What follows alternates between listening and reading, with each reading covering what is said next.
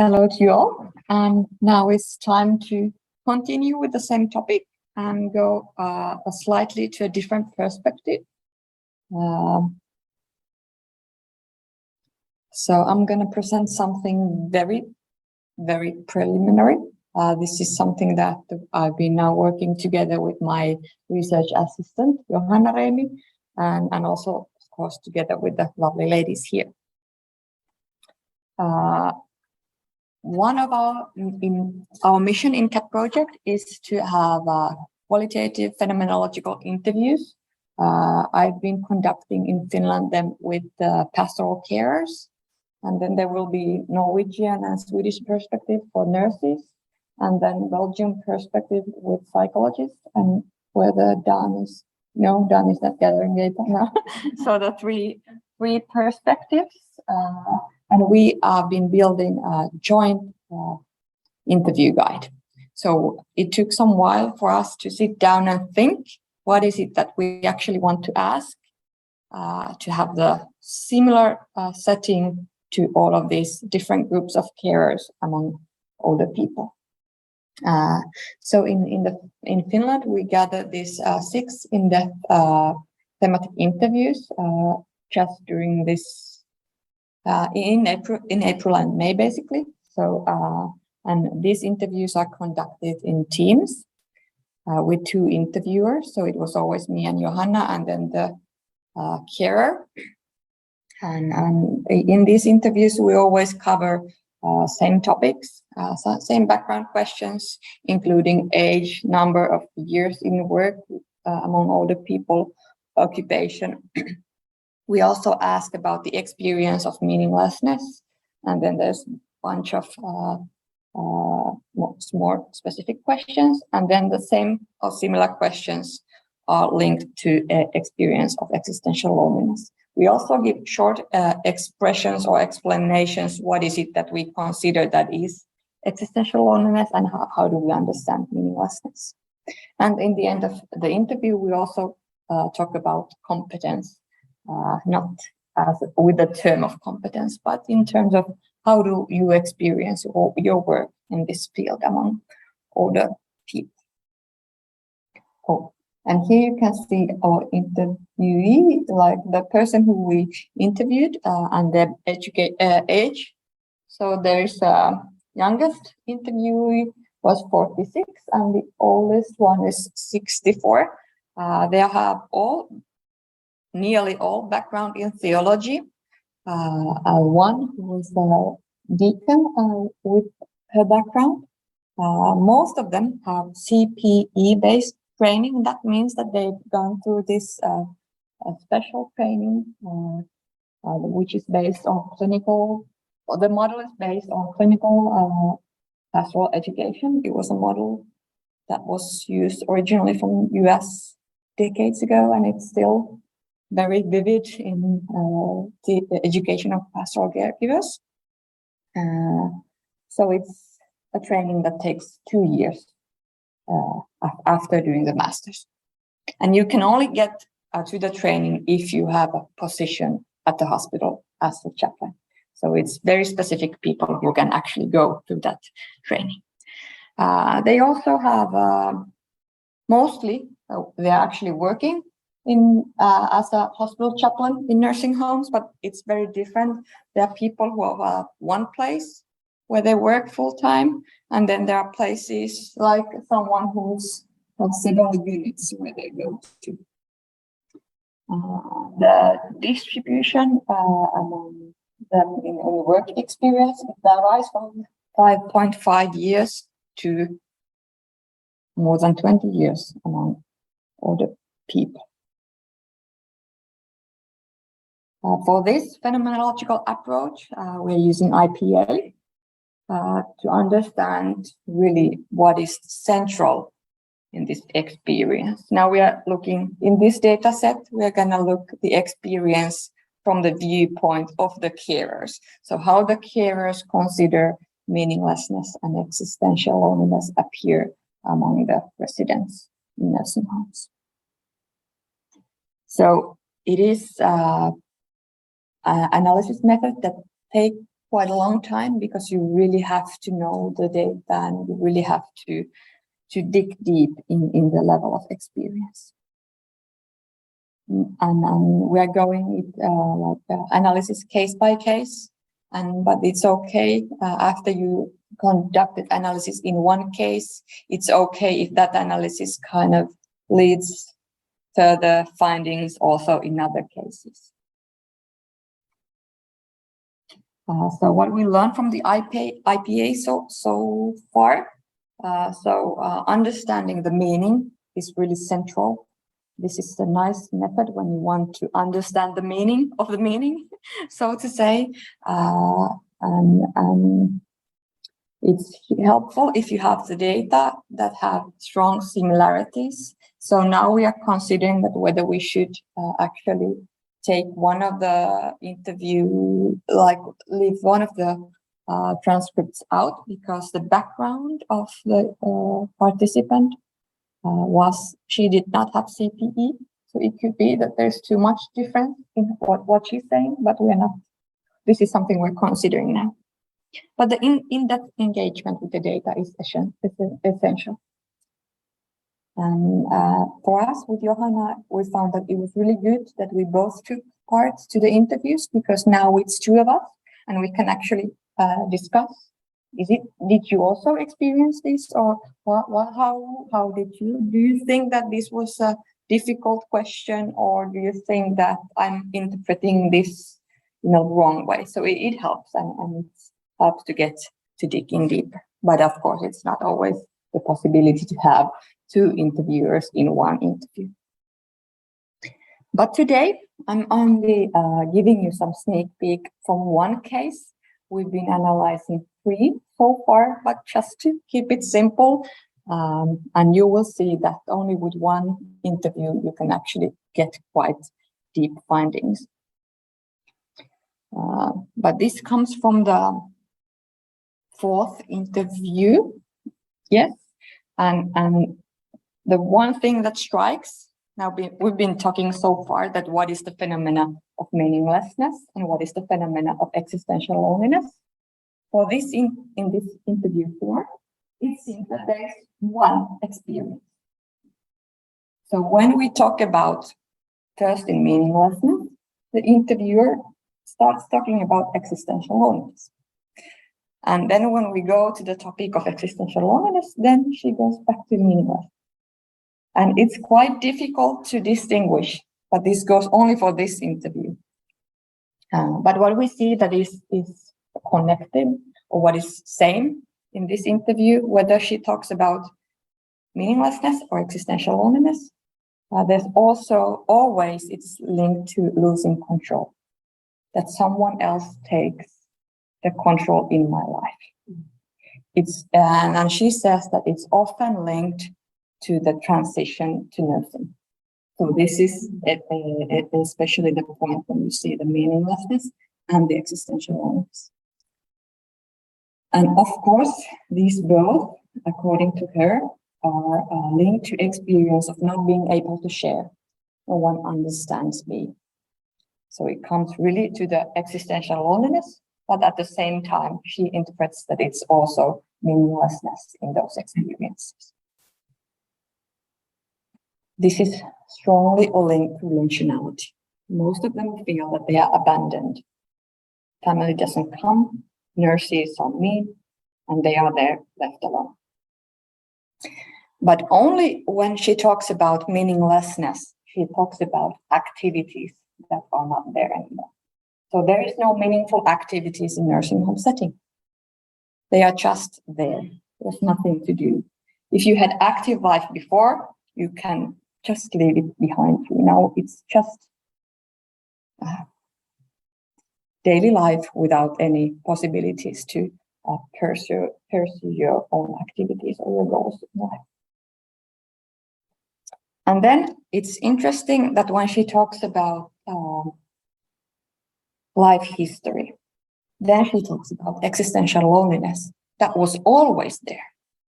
So this seemed to be something special, that existential loneliness is something that grew already from the childhood, because this older generation in Finland, they are the war generation.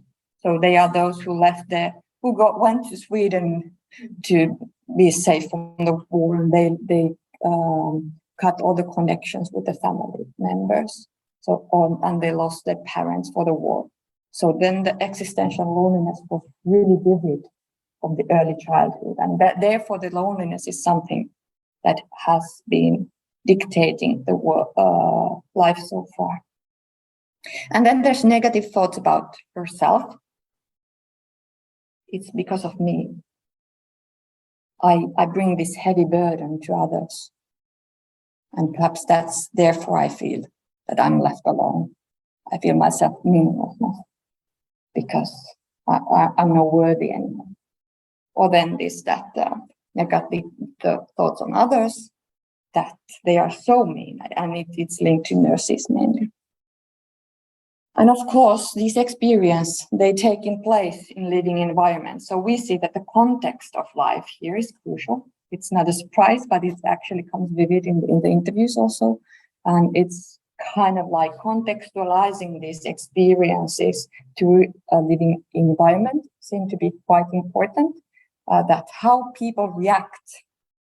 Some of the pastoral caregivers say that their work is to accept the emotions, and it's often about that, and they are tested if how do they react in difficult emotions or lashing out, and their work is just to take the difficult emotions and bear with them, and that's how they find trust, when they accept the difficult emotions. And for some older patients, people, this is linked to spirituality. And of course, you can understand that if you add up that God has abandoned me, it is a different kind of experience. But also in nursing homes, the linkage to spirituality comes in that sense that most of them know that the hospital chaplain is there, and when the chaplain comes. So the environment dictates when it's okay to have the spiritual meeting or session, or given support for spiritual matters. I already talked a bit about the work of the chaplain, and they talk, especially this one, she talks about her work as being the one who encounters the experience, one who encounters the existential loneliness and has time to discuss and just be there in terms of meaninglessness or existential loneliness.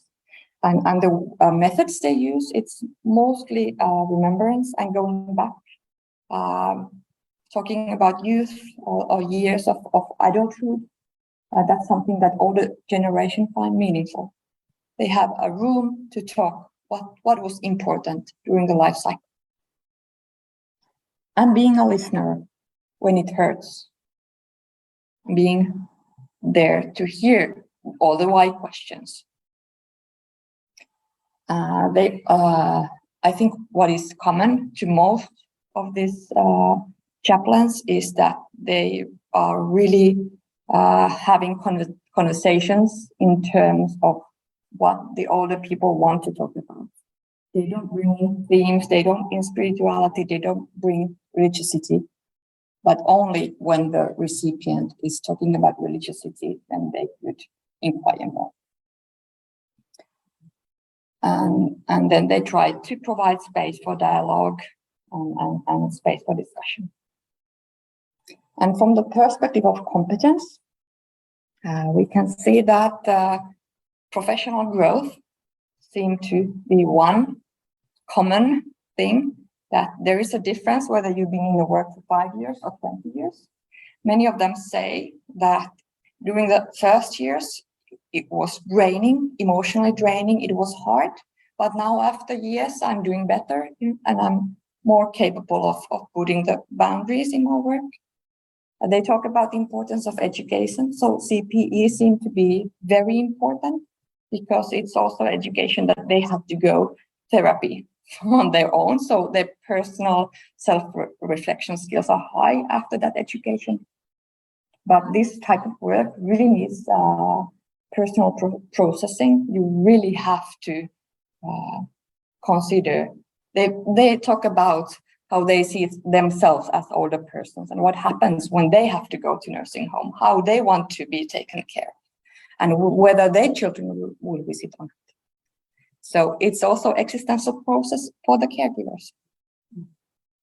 And then they talk about personal challenges that may occur due to this existential process. And then they talk about resources. That's a tricky one. But what is important for the pastoral carers, and it's not written here, that they are the ones who also provide care for the carers of the nursing homes. So their job is to support both the patients and the carers. And they are kind of coming outside in that term, that hospital chaplains are paid normally by the church. So they are not paid by the nursing home. So it's a tricky position being in between institutions. But the other resources is something that we find. I will go that in later, but the part is that they feel that they are part of the system that is broken. And it's really difficult for them emotionally to being a part of the system that doesn't work, the system that allows meaninglessness and existential loneliness. And then we can see that it seems that this memory loss is a overarching theme. Probably in most of the interviews, they talk about the horrible thing that if you have not lost your memory capacity and you have to go to the nursing home. So they talk about merciful memory loss, that it's like grace when you lose your memory, because it's so hard to be in a nursing home with your full memory capacity. So it's hard. I think we're having existential emotions, all of us at the moment. And then they talk about death and dying in different ways. So death could be like mercy from this horrible way of living, or then it could be that it's something that frightens them, the residents. She is the only one who talks about bullying among the residents. And that's also quite difficult thing to consider, that there's bullying among the people, like in school, it continues. And then they talk about clinical depression, which is something that we're gonna see what is going on. But this is very interesting that most of the 6 talk about clinical depression. It's not their education. They don't know anything about medication according to their training. But of course, due to their work, they're very familiar with the topic. But we are not seeing, we don't know yet what is the link, how the chaplains talk about clinical depression. But we know that it's definitely in the interviews. And she also mentions the possibility of adjustment to nursing. But it's very thin line. But it could be that there's hope in this sense. So as a conclusion, this is my last slide. As a phenomena, meaninglessness and existential loneliness are a bit difficult to distinguish, especially for this interview number 4. There are others who talk them as a separate phenomenon, and then there's someone who totally everything is mixed. So this is something that we're gonna have to disentangle. It seems that there is a structural problem that is strongly identified by the pastoral carers, and some of them are really in difficult place with the fact that they have to be part of the system that allows these things to happen. It also seems that while they stay after year after year after year, they kind of learn to accept it. And I'm not sure whether we should be accepting this, but it seems that they are doing the acceptance due to cope in their work. CPE-based education is highly important because that gives them the tools to cope with the work. and there is also high need for personal counseling.